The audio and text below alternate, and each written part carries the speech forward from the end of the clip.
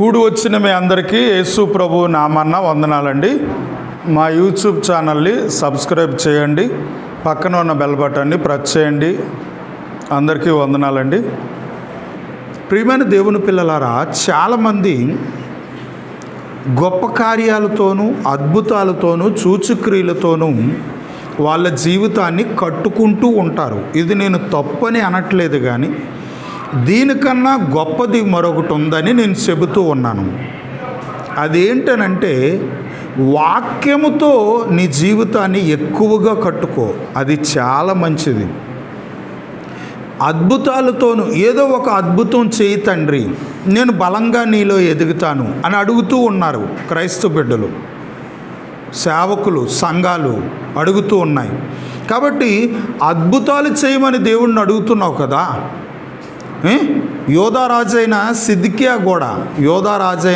సిద్కియా కూడా ఏదో ఒక కార్యము దేవుడు చేసేటట్టు అడుగు. సిద్కియా కూడా అడుగుతూ ఉంటాడు. మీరు బైబిల్లోకి వెళ్ళి చదవగలిగితే మీకు అర్థమవుతుంది. అయితే తన జీవితాన్ని కట్టుకోవడానికి దేవుడు అద్భుతం చేయాలి, సూచక్రియ చేయాలని అడిగాడు. అవునా? అలాగే క్రైస్తవ బిడ్డలు కూడా, దేవుని పిల్లలు కూడా అడుగుతూ ఉన్నారు. అయితే అది సరైనది కాదు. నీ ఆత్మీయ జీవితం, నీ విశ్వాస జీవితం బలంగా ఉండాలంటే, ఒక గొప్ప శక్తిలాగా అది మారాలంటే, దేవుని వాక్యముతో నీ జీవితాన్ని కట్టుకుంటే ఎన్నో రెట్లు మేలని నేను నమ్ముతూ ఉన్నాను, నేను చెబుతూ ఉన్నాను. ఎందుకనంటే, దానియేలు, యూదులు, ఇజ్రాయేలీలు బబులోను రాజైన, కల్దీల రాజైన నెబుకద్నెజరు చెరలోకి వెళ్ళిపోతారు. అలా వెళ్ళిపోయిన తర్వాత దేవుడు గొప్ప కార్యాలు, సూచక్రియలు, అద్భుతాలు చేస్తే నెబుకద్నెజరు, బబులోను రాజైన, బాబిలోనీయులు రాజైన నెబుకద్నెజరు మారినట్టుగా కనబడుతుంది బైబిల్ గ్రంథంలోకి వెళ్తే. కాబట్టి దేవుడు అద్భుతాలు చేస్తే మంచిదే కదండి, అడగటం కూడా మంచిదే కదండి అని మీరు అనుకోవచ్చు. అయితే మీకు ఇంకొక మాట జ్ఞాపకం చేస్తున్నాను. దేవుడు అద్భుతాలు, సూచక్రియలు చేస్తే, గొప్ప కార్యాలు చేస్తే, మహత్కార్యాలు చేస్తే మనుషుల జీవితాలలో మార్పు అనేది వస్తుంది అని అనుకుంటే, అది మన పొరపాటనే మాట మరొక పుస్తకంలో బైబిల్లో కనబడుతూ ఉంటుంది. ఇజ్రాయేలీలు ఐగుప్తులో ఉన్నారు. మోసే గారు, అహరోను వెళ్ళారు. ఐగుప్తీయుల మధ్య ఉన్న ఇజ్రాయేలీలు చూస్తుండగా, ఐగుప్తు రాజైన ఫరో, ఐగుప్తీయులందరూ చూస్తుండగా అద్భుతాలు, మహత్కార్యాలు, సూచక్రియలు దేవుడు మోసే ద్వారా, అహరోనుల ద్వారా జరిగించాడు. మోసే ద్వారా చేశాడు. చేస్తే ఐగుప్తీయులకు మార్పు వచ్చిందా? ఫరోకు మార్పు వచ్చిందా? మారలేదు, మార్పు రాలేదు అని మనం ఎలా చెప్పగలము? ఇజ్రాయేలీలను పంపించినట్టు పంపించేసి తిరిగి మరలా ఇజ్రాయేలీని తెచ్చుకోవడానికి వెనక్కి వెళ్తాడు ఐగుప్తు రాజు. ఐగుప్తీల్లో ఉన్న పెద్దవాళ్ళందరూ కూడా రథాల మీద బయలుదేరుతారు. అంటే అద్భుతాలు, సూచక్రియలు చేస్తే మనిషికి మార్పు వస్తుంది అని అనుకుంటే 100కు 100% మనము కన్ఫామ్గా చెప్పలేము. అయితే మనిషికి మార్పు అనేది వాక్యం ద్వారా వస్తే అది సరైనదని నేను నమ్ముతూ ఉన్నాను. దేవుడు అద్భుతాలు, సూచక్రియలు చేయాలంటే ఒకసారి ఇర్మియా గ్రంథం 21వ అధ్యాయం, ఇర్మియా గ్రంథం 22వ అధ్యాయం, ఇందులోని కొన్ని మాటలు జ్ఞాపకం చేసుకుందాం.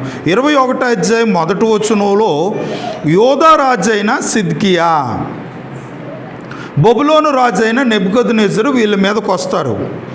అలా వచ్చేటప్పుడు యోధా రాజైన సిద్కియా గారు ఇర్మియా దగ్గరికి వెళ్ళి అడగండి అని కొంతమందిని పంపిస్తాడు. అది మనకి ఎక్కడ ఉంటుందంటే ఇర్మియా గ్రంథం 1, 2, 3 వచనాలలో కనబడుతుంది. అందులోని ఒక మాట అంటాడు యోధారాజు అయిన సిద్కియా, యెహోవా తన అద్భుతములన్నిటినీ చూపి మనకు తోడైయుండునో లేదో దయచేసి మా నిమిత్తం యెహోవా చేత నువ్వు విచారించమని చెప్పడానికి ఇర్మియా యొద్దకు కొంతమంది పెద్దలను పంపిస్తూ ఉంటారు. ఎవరు? యోధారాజు అయిన సిద్కియా. దేవుడు అద్భుతాలు సూచక్రియలు చేయాలంటే మనం ఏం చేయాలంటే, మనము జీవాన్ని వెతుకుతున్నామా, మరణాన్ని వెతుకుతున్నామా? మనము పరలోకానికి వెళ్ళిపోయే విధంగా బ్రతుకుతున్నామా, నరకానికి వెళ్ళిపోయే విధంగా బ్రతుకుతున్నామా? మన జీవితం మేలుకరంగా ఉందా, కీడుకరంగా ఉందా? నువ్వు మంచిలో ఉన్నావా, చెడులో ఉన్నావా? అదొకటి చెక్ చేసుకోవాలి. దేవుడు నీ జీవితంలో అద్భుతాలు సూచక్రియలు చేయాలంటే నువ్వు జీవానికి పోయేటట్టు బ్రతకవు, మరణానికి వెళ్ళిపోయేటట్టు బ్రతుకుతావు. దేవుడా నా జీవితంలో గొప్ప కార్యం చెయ్యు, అద్భుతం చెయ్యని అడుగుతావు. అది ఎంతవరకు సబు? దేవుడు ఒక అద్భుతమో సూచక్రియో ఒక గొప్ప కార్యమో చెయ్యాలంటే నీ జీవితము జీవం వైపు నడవాలి, నిత్య జీవం వైపు నడవాలి. జీవమైన యేసు వైపు, దేవుడి వైపు నువ్వు పరుగులు తీయాలి. 21:11 అదే ఇర్మియా గ్రంథం 21 అధ్యాయం 11, 12 వచనాలు చదువుకుంటే, యోధారాజు ఇంటి వారులకు ఆజ్ఞ ఇదే.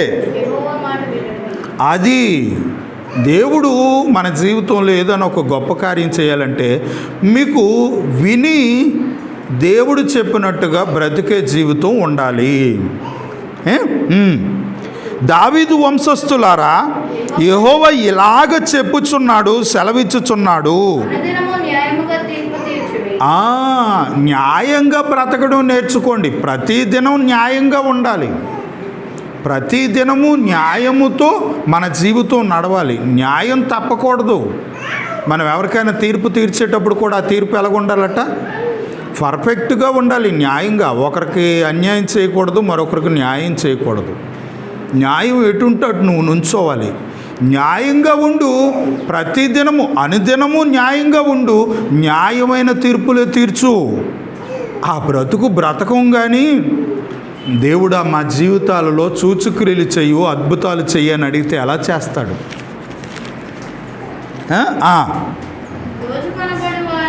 చాలామందిని దోచుకుంటున్నారు. చాలామందిని బాధ పెడుతూ ఉన్నారు. అలాంటి వారి చేతిలోను కొంతమంది దోచుకుంటున్నారా? ఆ దోచుకున్న వాళ్ళ చేతిలో నుండి కొంతమందిని బాధపడుతున్నారా? ఆ బాధపడుతున్న వారిని, బాధ పెట్టే వారి చేతిలో నుంచి విడిపించు. అప్పుడు దేవుడు నీ జీవితంలో ఒక గొప్ప కార్యం చేస్తాడు. అలాగూ నువ్వు చెయ్యని ఎడల, అంటే ఆయన చెప్పినట్టు బ్రతకవు కానీ నా జీవితంలో అద్భుతాలు చేయతండి, సూచక్రియలు చేయంటే ఎలా చేస్తాడు? నీతి తప్పుతావు, న్యాయంగా బ్రతకవు, దేవుడు చెయ్యమని చెయ్యవు, చేయకూడనివన్నీ చేస్తావు. నా జీవితంలో ఒక గొప్ప కార్యం, గొప్ప అద్భుతం చేస్తాడేమో. దేవుని సేవకుడి దగ్గరికి వెళ్ళి ఆ సేవకుడు వెళ్ళి దేవుడిని అడిగేటట్టు ఏదైనా చెయ్యండి అని యోధారాజు అయిన సిద్కియా ప్రవక్త అయిన ఇర్మియా దగ్గరికి వెళ్ళి దేవుడు ఏదైనా చేస్తాడేమో అడిగి పెట్టవచ్చు కదా అని అంటున్నాడు. కానీ నీ జీవితం బాగుందా యోధారాజు అయిన సిద్కియా?